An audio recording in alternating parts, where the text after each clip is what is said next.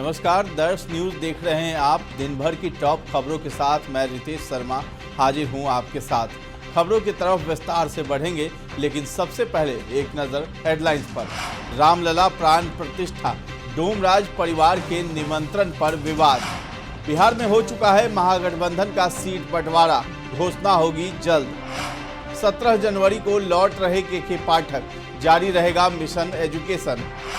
पिंडदान करने गया पहुंचे एक्टर संजय दत्त, कहा यहां आकर बहुत खुश हूं। झारखंड सरकार ने ईडी से पूछा किन मामलों में करेंगे पूछताछ।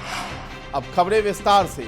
राम मंदिर प्राण प्रतिष्ठा के कार्यक्रम में काशी के डोमराज परिवार को आज मंदिर ट्रस्ट से जुड़े लोगों ने प्राण प्रतिष्ठा के कार्यक्रम में आने का निमंत्रण दिया। निमंत्रण मिलते ही इस पर विवाद शुरू हो गया है। राम मंदिर ट्रस्ट से जुड़े अखिल भारतीय संत समिति के महामंत्री स्वामी जितेंद्रानंद कई सदस्यों के साथ हरिश्चंद्र घाट स्थित सप्ताह का कार्य करने वाले अनिल चौधरी को सप्तरिक आमंत्रण दिया। आमंत्रण की खबर आते ही मणिकर्णिका घाट स्थित पद्मश्री पुरस्कार प्राप्त और 2019 में पीएम मोदी के प्रस्तावक रहे जगदीश चौधरी के परिजनों ने इस निमंत्रण पर सवाल खड़े कर दिए हैं। जगदीश चौधरी के बेटे ओम चौधरी ने कहा है कि 6 महीने पहले ही उनसे कहा गया था कि उनके परिवार को प्राण प्रतिष्ठा का निमंत्रण मिलेगा। वहीं जिस अनिल चौधरी को निमंत्रण दिया गया है वो हमारे कर्मचारी है, परिवार के सदस्य नहीं है।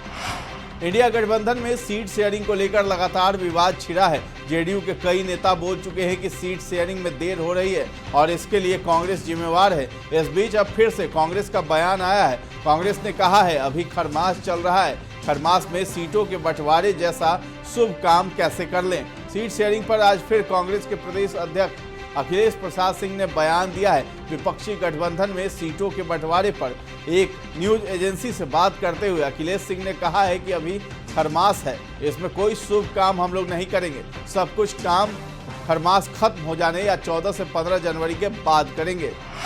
बिहार में इंडिया गठबंधन के घटक दलों के बीच लोकसभा सीटों का बंटवारा हो चुका है। ये दावा किया है राष्ट्रीय जनता दल के अध्यक्ष लालू प्रसाद यादव के करीबी और आरजेडी विधायक भाई वीरेंद्र ने। भाई वीरेंद्र ने कहा है कि महागठबंधन में सीट बंटवारा हो गया है और इसकी घोषणा जल्द ही कर दी जाएगी। पटना की मनेर विधानसभा सीट से 4 बार के विधायक वीरेंद्र ने कहा है कि जिस दल की जो हैसियत है उसके हिसाब से उसे सीटें दी गई हैं। हालांकि उन्होंने किसे कितने सीट दी गई है इसकी जानकारी नहीं दी है। प्रदेश राजद कार्यालय में गुरुवार को मीडिया से बातचीत में वीरेंद्र ने कहा कि जल्द ही सीट शेयरिंग का ऐलान हो जाएगा। बिहार शिक्षा विभाग के अपर मुख्य सचिव के पाठक के इस्तीफे की खबर आज पूरे दिन चर्चा का विषय बनी रही। बिहार में इस चिट्ठी के वायरल होते ही हड़कंप मच जाता है। इस चिट्ठी में के पाठक ने लिखा है कि वे स्वेच्छा से अपने पद का परित्याग कर रहे हैं। इसके लिए वो अधिसूचना संख्या 590 का हवाला भी दे रहे हैं। इस चिट्ठी के आधार पर लोग ये समझ रहे हैं कि के पाठक ने शिक्षा विभाग छोड़ दिया है, लेकिन ये कंफ्यूजन सिर्फ सरकारी नियमों को न समझ पाने के कारण हो रहा है। सरकारी नियम के हिसाब से के पाठक ने ये चिट्ठी लिखी है। वैसे ये चिट्ठी नहीं बल्कि एक तरह का फॉर्म है जो हर अफसर छुट्टी पर जाने से पहले भरता है। कुल मिलाकर के पाठक ने शिक्षा विभाग का पद अपनी छुट्टी तक रिक्त किया है ताकि उसका प्रभार कोई और अधिकारी संभाल सके। अयोध्या में राम जन्मभूमि पर भगवान राम के भव्य मंदिर में रामलला की प्राण प्रतिष्ठा से एक दिन पहले 21 जनवरी को बिहार के समस्तीपुर जिले में सीएम नीतीश भगवान राम और मां जानकी के नाम पर बने मेडिकल कॉलेज का उद्घाटन करेंगे। इस मौके पर डिप्टी सीएम तेजस्वी यादव भी मौजूद रहेंगे, जो राज्य के स्वास्थ्य मंत्री भी हैं। वित्त मंत्री विजय कुमार चौधरी ने बताया है कि सराय रंजन प्रखंड के नरघोघी में बनकर तैयार श्री राम जानकी मेडिकल कॉलेज का 21 जनवरी को उद्घाटन होगा। उसी दिन से ओपीडी सेवा शुरू हो जाएगी। मेडिकल कॉलेज के अस्पताल में 500 बेड की सुविधा होगी। कॉलेज में 100 सीटों पर एमबीबीएस में दाखिले की तैयारी है।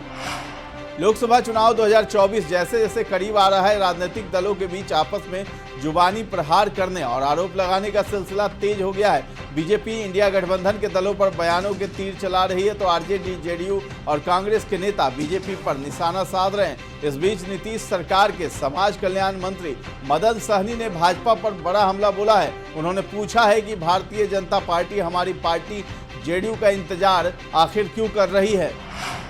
बॉलीवुड एक्टर संजय दत्त गुरुवार को अपने पूर्वजों के पिंडदान के लिए गया पहुंचे। दरअसल संजय दत्त ने गया में विष्णु पद के पास अपने पूर्वजों का पिंडदान किया। अपनी 1 दिवसीय गया दौरे के क्रम में फिल्म अभिनेता संजय दत्त गया एयरपोर्ट से कड़ी सुरक्षा के बीच विष्णुपद मंदिर पहुंचे। विष्णुपद मंदिर के समीप ही उन्होंने अपने पिता सुनील दत्त और मां नरगिस समेत अपने पूर्वजों का पिंडदान किया है। संजय दत्त अपने गया दौरे के दौरान सफेद रंग के कुर्ता पजामा पहने हुए थे। उन्होंने गायपाल पंडा अमरनाथ मेहरवार की देखरेख में पिंडदान की प्रक्रिया को पूरा किया।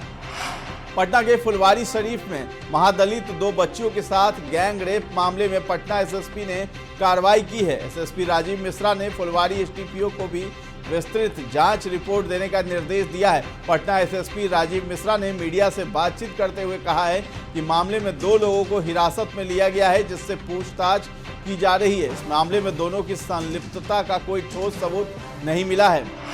अब खबरें झारखंड की।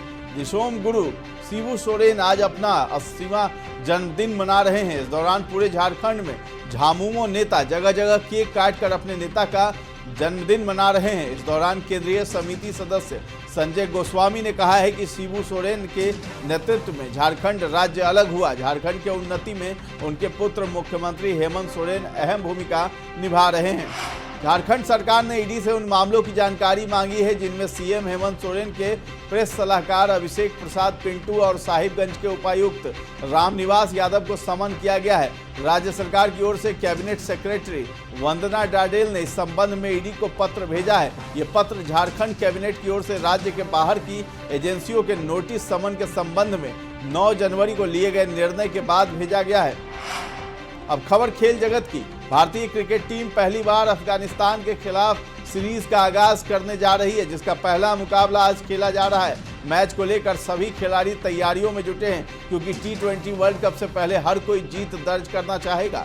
इस सीरीज में 3 T20 मैच खेले जाने हैं, जिसकी तैयारियां तेजी से चल रही हैं। वैसे भी T20 के लिहाज से ये साल भारतीय टीम के लिए काफी महत्वपूर्ण होने जा रहा है। इसकी वजह कि इसी साल ICC T20 वर्ल्ड कप भी खेला जाना है, जिसे चर्चा अभी से चल रही है।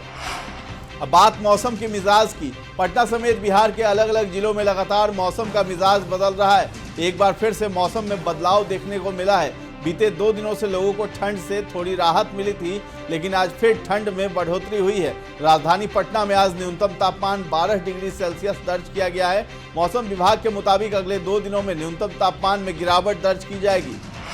तो ये थी दिन भर की टॉप खबरें। इसी तरह की खबरों से अपडेट रहने के लिए आप हमारे चैनल पर बने रहें और सब्सक्राइब कर लें। अगर ये वीडियो आप फेसबुक पर देख रहे हैं तो हमारे पेज को लाइक और फॉलो करना न भूलें। धन्यवाद।